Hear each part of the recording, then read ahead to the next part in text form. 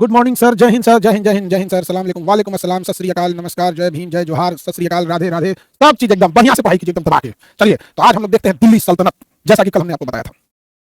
Good evening everyone.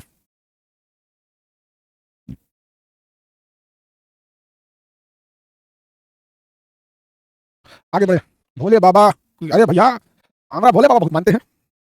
चलिए, एक लक्ष्मण सेन वगैरह बढ़ा दिए थे। दिल्ली सल्तनत में आपको बढ़ाना था। बताइए, भारत पर आक्रमण करने वाला पहला मुस्लिम आक्रमणकारी कौन था? मोहम्मद बिन कासिम। मोहम्मद बिन कासिम 712 ईस्वी में सिंध और मुल्तान पर आक्रमण करता है और वहां को जीत लेता है और जजिया कर लगा देता है। देखिए, मुस्लिम आक्रमणकारियों में एक चीज खराबी क्या थी, उन्हें जजिया जैसा टैक्स नहीं लेना था। जजिया कर ये जैसा टैक्स नहीं लेना चाहिए था, क्योंकि देखिए, किसी को अब टैक्स, हर राजा या सरकार अगर टैक्स नहीं लेगी तो चल नहीं पाएगी। तो ये बहुत घटिया टैक्स था कि आप इस धर्म को नहीं मानते हैं, फिर इस वजह से टैक्स लिया जाता है। ये तो जबरदस्ती वाली बात है। तो ये गलत था। अब जजिया कर नहीं लगाना चाहिए। तो मोहम्मद बिन कासिम आ गया, 712 ईस्वी में तो बढ़ा दिए थे। गजनबी आ गया था। गजनबी ने 17 बार आक्रमण किया था। 1025 ईस्वी का इसका 1025 ईस्वी में जब इसने 16वां आक्रमण किया था, तो उसने क्या किया था? सोमनाथ के मंदिर को लूट लिया था। लूट के भी चला गया। मोहम्मद गौरी भी आया। बताइए, 1191 के तराइन के युद्ध में कौन जीता था? 1191 के तराइन के प्रथम युद्ध में कौन जीता? हाँ, प्रथम युद्ध में पृथ्वीराज चौहान जीत गए थे। और 1192 के तराइन के द्वितीय युद्ध में मोहम्मद गौरी जीत गया था, क्योंकि जयचंद ने मोहम्मद गौरी का जयचंद जो था मोहम्मद गौरी का साथ दे दिया था। जयचंद ने किसका साथ दे दिया था? मोहम्मद गौरी का साथ दे दिया था। ठीक है, लेकिन यहाँ से मोहम्मद गौरी भी चला गया था। मोहम्मद गौरी भी चला गया था। कितने लोग बता सकते हैं? तो फिर भारत में रह कौन गया? भारत में रह कौन गया?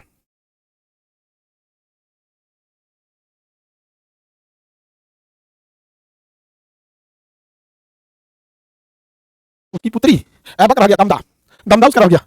ऐबक की पुत्री है, उसका दामाद कहिए, वो कहाँ रह गया? उसका दामाद यही भारत में रह गया। तो हम किसको पढ़ेंगे? ऐबक को। थोड़ा बहुत हम आपको डिटेल से बता देते हैं। उसके बाद देखिए, मोहम्मद बिन कासिम, आप सबको याद होगा, पहला आक्रमण 712 सिंध पर हरा दिया, वहां के राजा दाहिर को क्या कर दिया? हरा दिया। दूसरा आक्रमण 713 मुल्तान, उसे जीत लिया। कौन सा टैक्स लगाया? जजिया कर लगाया। जजिया किससे लिया जाता? गैर मुसलमानों से लिया जाता था, जो मुसलमान नहीं, यानी सिखों से भी, जैन से भी, बौद्ध से भी रखा था। यह कैसा था? सुरक्षात्मक था। अगर ये टैक्स नहीं देते थे लोग, तो यहाँ पर उसके ऊपर आक्रमण हो जाता था। ये टैक्स देना क्या हो जाता था? मैंडेटरी हो जाता था। टैक्स देना क्या हो गया था? मैंडेटरी हो गया था। ये इसमें से लेकिन 5 लोगों को छूट था। बच्चा को छूट था, विकलांग को छूट था, बूढ़ा को छूट था, ब्राह्मण को छूट था, महिलाओं को छूट था। तो ये जजिया कर से 5 लोगों को छूट दिया गया था। क्यों? क्योंकि बच्चे तो कमा ही नहीं सकते हैं, बूढ़ा इंसान कमा नहीं सकता है, ब्राह्मण उस समय क्या नाम था, भिक्षा प्राप्त भिक्षा ग्रहण करा जाता है। और ऐसे भी कहा जाता है कि ब्राह्मण का धन भिक्षा। ब्राह्मण लोग जो होते हैं पूजा पाठ कराते हैं, जो उनको वो मिलता है, क्या नाम है, अरे दक्षिणा। तो दक्षिणा रहेंगे या फिर भिक्षा रखेंगे। यहाँ पर विकलांग को क्या ही लेंगे? विकलांग से। और महिलाओं को भी छूट दिया गया था। लेकिन एक राजा आया था, फिरोज शाह तुगलक। फिरोज शाह तुगलक एक राजा था जिसका नाम था फिरोज शाह तुगलक। उसने ब्राह्मणों से भी जजिया कर लिया। एक राजा जिसका नाम था फिरोज शाह तुगलक, उसने किससे जजिया टैक्स ले लिया? ब्राह्मणों से भी क्या ले लिया? जजिया कर लिया। फिरोज शाह तुगलक एक राजा था जिसने किससे जजिया ले लिया? ब्राह्मणों से भी जजिया ले लिया था।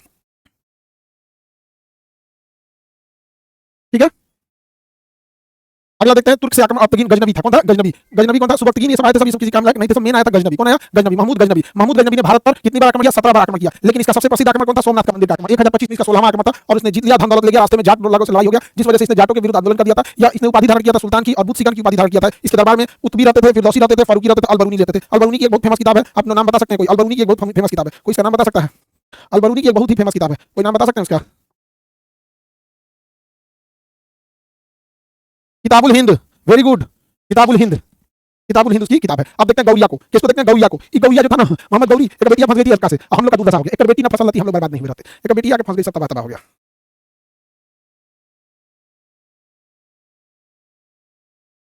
चलिए, तो हम लोग देखते हैं, इसने राज्यारोहण किया था, भारत पर आक्रमण किया था, मुल्तान के विरुद्ध दोबारा आक्रमण गुजरात में किया था। इसके 3 आक्रमण सबसे प्रसिद्ध थे। तराइन का प्रथम युद्ध 11 में पृथ्वीराज चौहान विजयी रहे। 1192 का तराइन का द्वितीय युद्ध मोहम्मद गोरी विजयी रहा, क्योंकि मोहम्मद गोरी का साथ किसने दे दिया था? जयचंद ने। लेकिन जयचंद को खुद मोहम्मद गोरी ने चंद्रवार के युद्ध 1194 में हरा दिया था। चंद्रवार के युद्ध में हरा दिया था। मोहम्मद गोरी का गुलाम कौन था? ऐबक। यही इसकी बेटिया को फंसा लिया था, आगे जाकर यही दामाद बन गया। यालदोज भी था, कुबाजा भी था। उसकी बेटियां इसको भी पसंद करती थी। उसकी बेटियां सबसे ज्यादा यालदोज को पसंद करती थी। तो यालदोज को देख के मुस्कुराती थी ना, तो कुबाजा कहता था कि ये होगा चक्कर में मत पड़ियो, बाप राजा है, मार देगा। तो यालदोज बेचारा डेरा के साइड हो गया, क्योंकि यालदोज को कौन डरवा दिया था? कुबाजा। कहा कि मत जाइए, तो भाई बाजा बाजा मारेगा तुमको। तो यालदोज को बेटियां उसको पसंद करती थी, देख देख मुस्कुराती थी। तो ये को डरवा दिया कि अपने गुलाम है, हम लोग गुलाम है, तू बेचारी साइड हो गई। तो ऐबका उसको फंसा लिया। ऐबका उसको क्या कर लिया? फंसा लिया। कहा जो हो तो देखा जाए, जो होगा तो देखा जाएगा। ऐबका फंसा लिया। अब ऐबका फंसा लिया। ऐबका जब फंसा लिया ना, अब ऐबका तो शादी कर लिया, ऐबका राजा बन गया। आगे बेचारा गुलाम का गुलाम रह गया सब। तो ऐबका ने इससे झगड़ा कर दिया। कहा हमर वाली हो लो, हमर वाली हो लो, और कोई तो वाली बियाह हो गई लो। ये दोनों में लड़ाई हो गया। तराइन का तीसरी लड़ाई, तराइन का तीसरी लड़ाई। तो तराइन का तीसरी लड़ाई ऐबक और यालदोज इस सब के बीच में हो गया था। इस सब को लेके बाद जो आया था इल्तुतमिश। तो इसके बाद जो आया था इल्तुतमिश। इल्तुतमिश और यालदोज में क्या हो गया था? लड़ाई हो गया था ऐबक के गुलाम से। वो कोई बड़ी लड़ाई नहीं थी, इसलिए फेमस नहीं हो पाई। आगे बढ़े सर, ये सब काम उस समय से होते रहता था। अरे भाई साहब, उसी समय तो खूब होता था ये सब काम। चलिए, तो हम लोग देखते हैं दिल्ली सल्तनत। क्या देखते हैं? दिल्ली सल्तनत। तो दिल्ली सल्तनत में बताइए, दिल्ली सल्तनत पे सबसे पहले किसका स्थापना हुआ? गुलाम वंश का। किस वंश की स्थापना हुई? गुलाम वंश। किस वंश की स्थापना होती है? गुलाम वंश। गुलाम वंश बता सकते हैं इस वंश को गुलाम वंश क्यों कहा जाता है? इस वंश को गुलाम वंश क्यों कहा जाता है? क्योंकि इसमें खाली गुलाम राजा ही हुए हैं सब। पहला गुलाम था गौरी का गुलाम ऐबक। गौरी का गुलाम ऐबक, गुलाम होते हुए बेटी को फंसा लिया। लेकिन ऐबक का कोई नहीं बुझाया, ईबी को गुलाम रखा था, इल्तुतमिश। इल्तुतमिश। इल्तुतमिश जो था, इल्तुतमिश एक ही बेटी को फंसा लिया। इल्तुतमिश एक ही बेटी को फंसा लिया। देखिए, गौरी की बेटी को फंसा ऐबक, ऐबक की बेटी को फंसा इल्तुतमिश। इल्तुतमिश की बेटी रजिया, क्या नाम था? रजिया। रजिया को घोड़ा वाला फंसा लिया। रजिया को घोड़ा वाला फंसा लिया। रजिया को घोड़ा सिखाता था ना, रजिया ऊपर से फंस गई। ये सब बहुत खतरनाक था। रजिया किससे फंस गई थी? घोड़ा वाला फंस गई थी। तो इस बात में खास नहीं आया सब। रजिया की माता है बलबन। कौन है? बलबन। बलबन क्या राजा याद रखना है आपको, एक क्वेश्चन नहीं छूटेगा। समझ गया? घोड़ा वाला से कौन फसल थी? मलिक याकूत नाम था, घोड़ा वाला का नाम था मलिक याकूत। घोड़ा पोस था, घोड़ा वाला से फंस गई।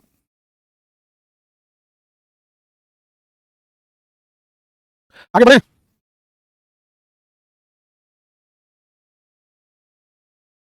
चलिए तो हम एक-एक करके देखते हैं। कुतुबुद्दीन ऐबक के बारे में पढ़ते हैं। ऐबक ने क्या-क्या काम किया? तो ऐबक ने कुतुब मीनार बनवाया। क्या बनवाया? कुतुब मीनार बनवाया था। ऐबक जो था कुतुब मीनार बनवाया। 2.5 दिन का झोपड़ा बनवाया। कुब्बतुल इस्लाम मस्जिद बनवाया। कुब्बतुल इस्लाम मस्जिद बनवाया था। कुब्बतुल इस्लाम मस्जिद बनवाया था कौन? ऐबक। ऐबक को हातिम कहा जाता है। हातिम कहा जाता है। इसको हम लोग हातिम भी कह सकते हैं, इसे कुरान खान भी कहते हैं, लाख बख्श भी कहते हैं, क्योंकि 1 लाख रुपया दान देता था। कुरान पूरा याद था, फिर भी बेटी को फंसा लिया ही। तो कुरान खान कहा जाता था, इसे हातिम भी कहते हैं। क्या कहते हैं? हातिम भी कहते हैं। लेकिन ये ना घोड़ा से गिर के मर गया। पोलो खेल रहा था तो घोड़ा इसको कचा दिया। पोलो क्या होता है? फुटबॉल को ना पैर से नहीं मारा जाता, घोड़ा पे बैठ के एगो हॉकी ऐसे ले लेता है, उससे मारता है ऐसे-ऐसे। तो चल लपक के मारा ना, गिर गया। गिरा बस घोड़ा चढ़ गया, तो घोड़ा खान दिया इसको। तो कुतुबुद्दीन ऐबक को चौगाना खेल रहा था लाहौर में, तो लाहौर में इसको घोड़ा कचा के मुंगा दिया। घोड़ा कचा के क्या कर दिया? मुंगा दिया इसको। तो घोड़ा कचा से मर गया।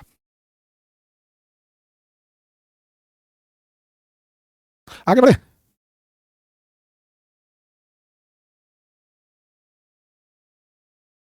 किसी को दिक्कत है बोलो। पोलो क्या होता है भैया? पोलो एक गेम होता है, पोलो चौगाना बोलते हैं उसे। घोड़ा का चाल दिया, जिससे इसकी क्या हो गई? मृत्यु हो गई। भैया इतना कमेंट करोगे तो हम कौन सी का जवाब देंगे? याद रहेगा।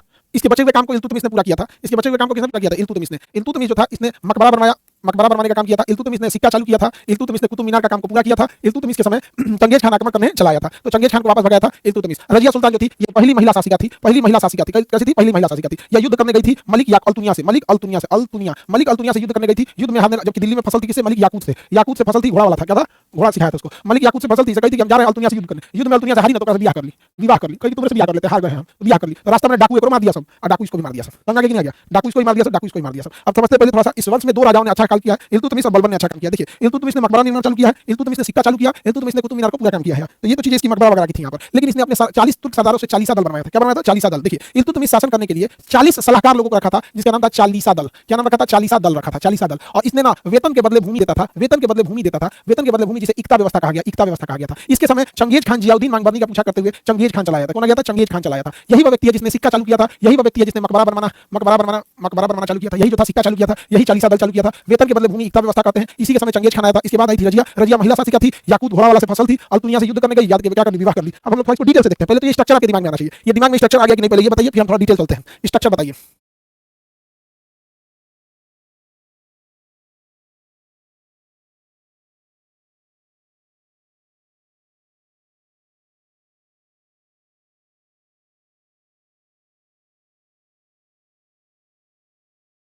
चलिए तब डिटेल से देखते हैं हम लोग। कुतुबुद्दीन ऐबक। कुतुबुद्दीन ऐबक इलबरी वंश का था, जिसे ममलूक वंश या दास वंश कहते हैं। इसने राजधानी लाहौर को बनाया था। कुरान याद था, इसलिए कुरान बख्श। लाखों में दान देता था, इसलिए लाख बख्श कहा जाता था। इसके गुरु का नाम क्या था? कुतुबुद्दीन बख्तियार काकी। इसके गुरु का नाम बख्तियार काकी था, जिनके याद में इसने कुतुब मीनार बनवाया था। इसका सेनापति था बख्तियार खिलजी, जिसने नालंदा विश्वविद्यालय को गिरवा दिया था। नालंदा विश्वविद्यालय को क्या कर दिया था? गिरवा दिया था। 2.5 दिन का झोपड़ा बनवाया था इसने। अजमेर में कुब्बतुल इस्लाम मस्जिद बनवाया था। लाहौर में चौगाना खेलना था, यानी पोलो। उसी समय लाहौर में इसकी क्या हो गई? चौगाना खेलते समय इसकी मृत्यु हो गई। इसके दरबार में मिनहाजुस सिराज नाम के विद्वान रहते थे, जिन्होंने तबकाते नासिरी नाम का पुस्तक लिखा है। तबकाते नासिरी नाम का पुस्तक लिखा है। इसकी राजधानी कहाँ थी? इसकी राजधानी थी लाहौर। घोड़ा से कहाँ गिरा था? तो लाहौर में ही, या घोड़ा से गिर गया था। घोड़ा से ये लाहौर में ही गिरा था। घोड़ा का चाप दिया था, इसकी मृत्यु हो गई थी। इसके बाद आता है आराम से, कोई शासक नहीं, शासन नहीं कर पाया, इल्तुतमिश। वास्तविक संस्थापक किसे कहते हैं? इल्तुतमिश को। बताइए, गुलाम वंश को वास्तविक संस्थापक किसे कहेंगे? इल्तुतमिश को कहेंगे। ऐबक का गुलाम था, बाद में क्या बन गया? दामाद बन गया। इसने राजधानी किसे बनाया था? दिल्ली को। ऐबक की राजधानी लाहौर, इल्तुतमिश की राजधानी क्या थी? दिल्ली थी। इसने अपने नाम पे खुतबा पढ़ाना चालू किया। खुतबा मतलब नमाज से पहले अपनी तारीफ कराना चालू कर दिया इसने। इक्ता प्रणाली इसी ने लाया था। वेतन के बदले क्या थी? जमीन दी जाती थी। सर्वाधिक अरबी सिक्के चालू किए थे। सिक्का को टाका एवं जीतल के नाम से जाना जाता है। इसने उपाधि सुल्तान की धारण किया था। मकबरा निर्माण किया था। कुतुब मीनार का निर्माण पूरा किया था। गुंबद वाला का निर्माण किया था। और इसके जियाउद्दीन मांगबरनी का पीछा करते हुए इसके शासनकाल में कौन आ गया था? चंगेज खान आ गया था। कुतुब मीनार का निर्माण पूरा करा दिया था। इसने 40 दल बनाए थे, जिससे 40 तुर्क सरदार रहते थे। इसका बेटा का नाम रुकनुद्दीन था, पूरा बैल था। इसकी पुत्री का नाम रजिया था। इसकी पुत्री का नाम क्या था? रजिया। पुत्री का नाम रजिया। पूछेंगे अभी सवाल गुलाम वंश से।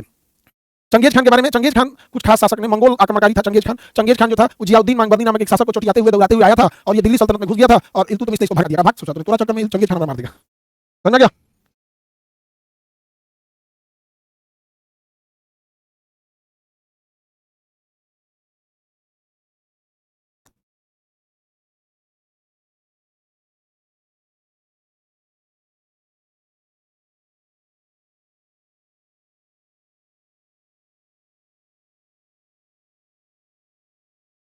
रजिया को देखते हैं।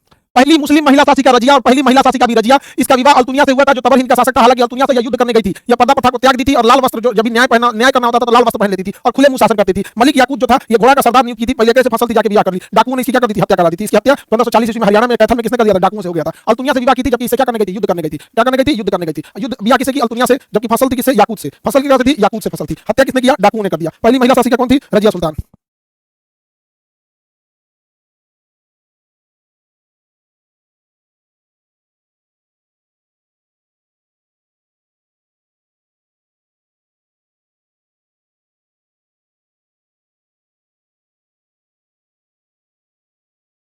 याद रहेगा आप लोग को? बोलिए बाबू।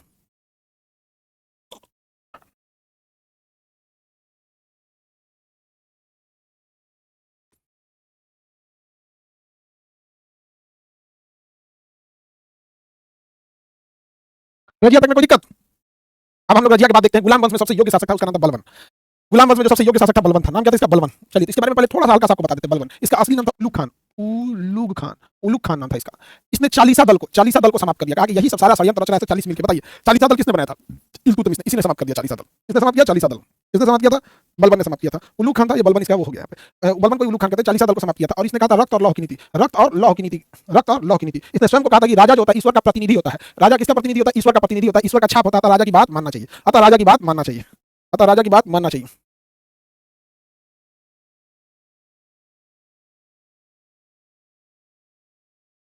आगे बढ़े, बोलिए ध्यान से। बलबन का असली नाम उलूग खान। बलबन का असली नाम उलूग खान। बलबन ने किसको समाप्त किया? चालीसा दल को समाप्त किया। रक्त और लौह की नीति बलबन ने लागू किया। इस स्वयं को ईश्वर का प्रतिनिधि करने वाला बलबन था। सजदा और नौरोज जैसे त्योहारों को लगाने वाला कौन था? बलबन था। और यही इस वंश के 4 शासक रहेंगे सब गुलाम वंश में। और इसके बाद आ गया था गुलाम वंश के बाद खिलजी वंश। और खिलजी वंश में केवल एक शासक याद रखना, अलाउद्दीन खिलजी। इसके बाद आएगा खिलजी वंश, अलाउद्दीन खिलजी। समझा लगे? सब नेपाल वाले पर एक वीडियो बना दीजिए, बना देंगे। एक बाबू का क्वेश्चन है कि सर रक्त और लौह की नीति क्या थी? मतलब कुछ बोलिएगा ना तलवार से, लौह मतलब तलवार से, और रक्त मतलब आपका सारे काट देगा। ज्यादा कुछ बोलिएगा तुरंत काट देगा। गर्म दल को दर्शाता है रक्त और लौह की नीति। एक बार क्वेश्चन पूछा था, किस दिल्ली सल्तनत के शासक ने सजदा एवं नौरोज जैसे ईरानी परंपरा को लाया था? तो ईरानी परंपरा को लाने वाला बलबन था। 10 बार पूछा होगा। बलबन का असली नाम उलूग खान। बलबन का असली नाम उलूग खान। बलबन ने किस दल को समाप्त किया? चालीसा दल को समाप्त किया। किसे समाप्त किया? चालीसा दल को समाप्त किया।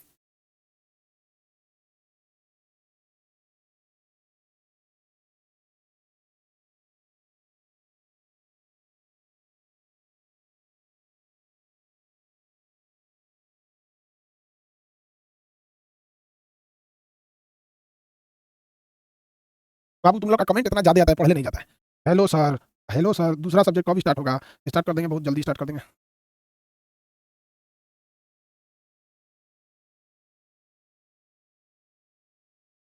आगे बढ़ते हैं।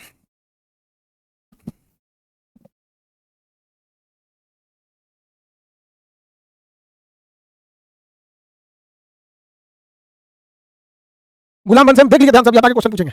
गुलाम वंश से एक बार देख लीजिए, आगे क्वेश्चन पूछेंगे। इलबरी वंश, ममलूक वंश कहा जाता है। कुतुबुद्दीन ऐबक की राजधानी लाहौर थी। कुरान खान कहा जाता था। लाख बख्श दिया जाता था। गुरु का नाम बख्तियार काकी, जिनकी याद में कुतुब मीनार बनाया था। सेनापति का नाम बख्तियार खिलजी था, जिसने नालंदा विश्वविद्यालय को गिरा दिया था। 2.5 दिन का जोबा बनाया। कुतुब चौगाना खेलते समय गिर गया। इसके दरबार में मिनहाजुल सिराज रहते थे, जिनकी पुस्तक का नाम था तबकाते नासिरी। इल्तुतमिश को इस वंश का वास्तविक संस्थापक कहा जाता था। ये ऐबक का गुलाम था, बाद में दामाद बन गया। पहले सूबेदार था, बाद में दिल्ली को राजधानी बना दिया। इसने खुतबा पढ़ाना चालू किया। वेतन के बदले जमीन दिया, जिसे सिक्का व्यवस्था कहा जाता है। इसने अरबी सिक्के चालू किया था। सिक्का को तांबा एवं जीतल कहते थे। तराइन के युद्ध में इसने यल्दोज को हरा दिया था। इसने उपाधि धारण किया था सुल्तान की। इसने खलीफा को मान्यता दिया था। मकबरा प्रणाली निर्माण किया था। कुतुब मीनार को पूरा करवाया था। गुंबद बनाना चालू किया था। जियाउद्दीन गंदी को शरण नहीं दिया, क्योंकि उसका पीछा चंगेज खान कर रहा था। कुतुब मीनार का काम पूरा कर दिया। चालीसा दल को क्या किया था? इसी ने बनवाया था। और इसने रजिया सुल्तान को अपना शासिका नियुक्त किया। रजिया सुल्तान अल दुनिया से युद्ध करने गई थी, बाद में उसे ब्याह कर लिया। हालांकि याकूत से फसल थी, पहली महिला शासिका थी। और अगला देखते डाकू ने उसे मार दिया था। ये सब छोटा शासक ने नसरुद्दीन था। ये तो बकलोल शासक था। चालीसा दल से प्रभावित हो गया था। हालांकि इस वंश का सबसे योग्य शासक देखेंगे बलबन था। उपाधि धारण किया था उलूग खान का। बलबन ने कौन सी उपाधि धारण किया? उलूग खान का योग्य शासक था। ईरान का सिया था। चालीसा दल को समाप्त किया था। सजदा एवं पौधोस त्योहार चालू किया था। नौरोज त्योहार चालू किया था। रक्त एवं लौह की नीति चालू किया था। खुदा यानी ईश्वर का प्रतिनिधि बोला था। राजस्व सिद्धांत लाया था। गढ़मुक्तेश्वर में मस्जिद बनवाया था। और इसने सैन्य विभाग किया। बाद में इसकी क्या हो गई? मृत्यु हो गई। इसके बाद ये वंश ही समाप्त हो गया। धीरे धीरे ये वंश क्या हो गया? अंतिम शासक थे सब, किसी काम के नहीं थे सब। तो जलालुद्दीन फिरोज खिलजी ने इनकी हत्या कर दिया और इसकी जगह पे खिलजी वंश की स्थापना कर दिया। इसकी जगह पे कौन से वंश की स्थापना कर दिया? खिलजी वंश की स्थापना कर दिया। बोलिए, खिलजी वंश की स्थापना कर दिया। हम लोग को देखना है खिलजी वंश। खिलजी वंश की स्थापना कर दिया। किसी को दिक्कत तो बोलिए।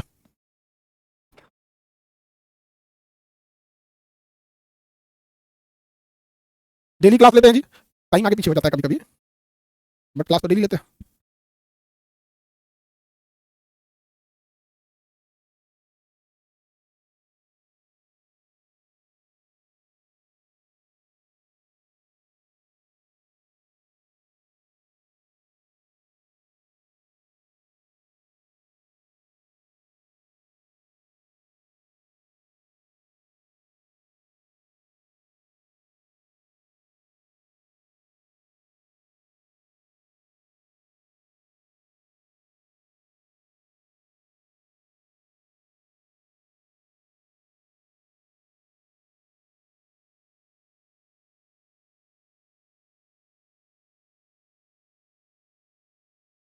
चलिए अब हम आगे बढ़ते हैं।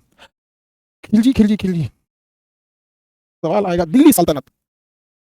दिल्ली सल्तनत, सल्तनत, दिल्ली सल्तनत। दिल्ली सल्तनत में कितने वंश हुए? पहला वंश हुआ गुलाम वंश।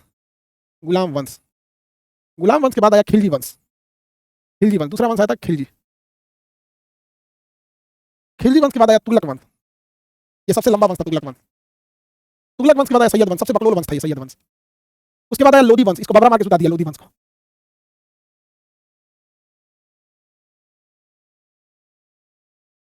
बबरा मार के पलित कर दिया था लोधी वंश को। लोधी वंश को किसने मार दिया? बाबर। बबरा मार के पलित कर दिया, उसके आगे बाबर का। अब हम रहतु, अब हम रहतु।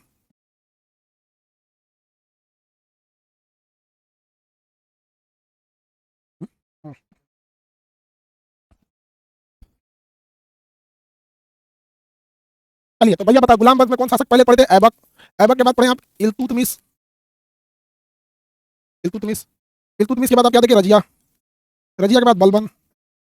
इधर देखना है, गुलाम वंश को अंत किसने किया? जलालुद्दीन खिलजी। जलालुद्दीन, जलालुद्दीन खिलजी। ध्यान से समझिएगा बबुआ, बाबुलो, बबुआ अब बाबुलो सुनो। जलालुद्दीन, जलालुद्दीन खिलजी, जलालुद्दीन खिलजी, जलालुद्दीन खिलजी। जलालुद्दीन खिलजी ने इसके इस वंश के अंतिम शासक की क्या कर दी थी? हत्या कर दी, और इसके जगह पे स्वयं आके बढ़ गया जलालुद्दीन खिलजी। जलालुद्दीन खिलजी की बेटी को इसका ही भतीजा अलाउद्दीन खिलजी, अलाउद्दीन खिलजी, अलाउद्दीन खिलजी, अलाउद्दीन खिलजी था, अपने चाचा के लड़की से ब्याह कर लिया और चाचा को निपटा दिया, जा शासक बन गया अलाउद्दीन खिलजी। तो यहाँ पे ना देखिए, यहाँ पे कजन्स मैरिज अलाउ है। इस्लाम धर्म में कजन्स मैरिज अलाउ है। हालांकि हिंदू धर्म में, उत्तर भारत में जो आर्यन कल्चर है वहाँ कजन अलाउ नहीं है, लेकिन हिंदू धर्म में जो दक्षिण भारत है, जहाँ द्रविडियन कल्चर है, वहाँ कजन मैरिज अलाउ है। तो कजन मैरिज साउथ इंडिया में अलाउ है, लेकिन नॉर्थ इंडिया में हिंदू धर्म में अलाउ नहीं है, और इस्लाम धर्म में कजन मैरिज अलाउ है। कजन मैरिज अलाउ है। तो बेचारा खिलजी वंश के संस्थापक जलालुद्दीन खिलजी सोचे कि मैं राजा बनूंगा, इनकी बेटी को फंसा लिया अलाउद्दीन खिलजी, और अपने ही ससुर यानी अपने चाचा को मार दिया अलाउद्दीन खिलजी। अलाउद्दीन खिलजी सबसे क्रूर था, ससुराल अलाउद्दीन खिलजी सबसे क्रूर था। अलाउद्दीन खिलजी साउथ इंडिया में होता है बाबू कजन मैरिज।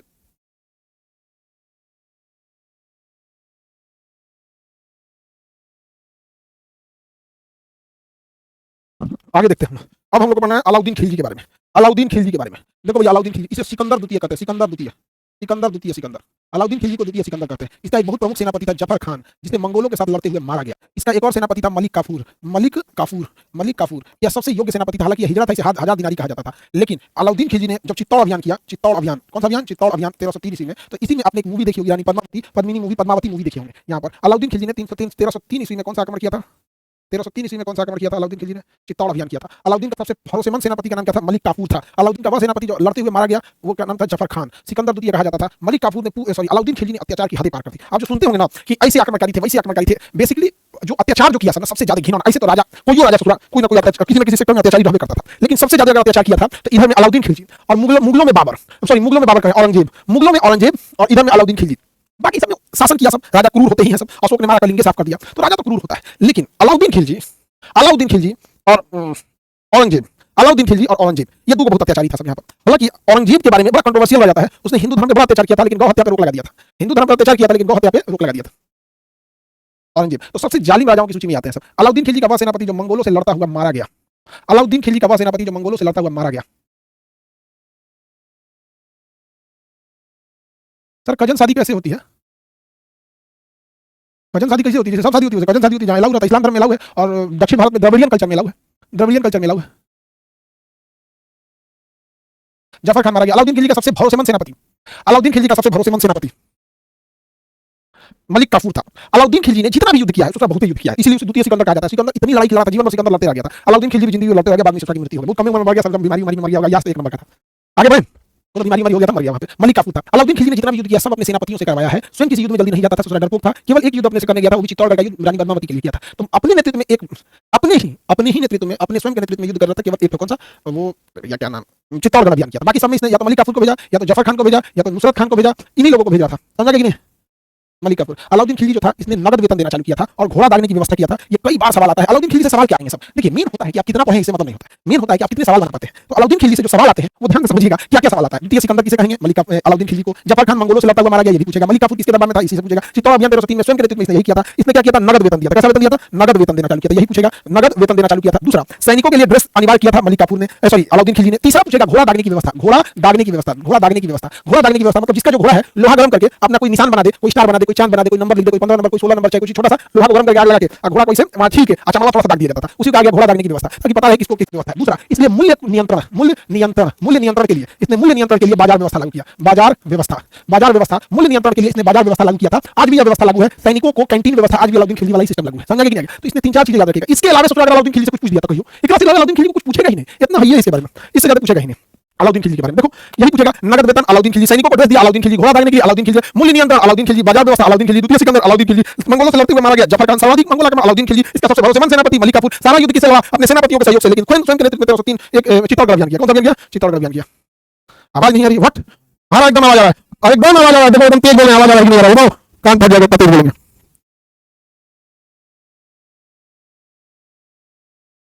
बाजार व्यवस्था, मूल्य नियंत्रण सब लाया था चित्तौड़गढ़ अभियान, याद हो गया?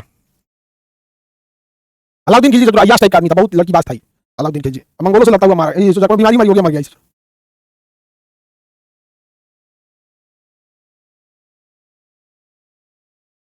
चलिए अब आज के लिए इतना ही रहने देते हैं, नेक्स्ट कल समझा देंगे।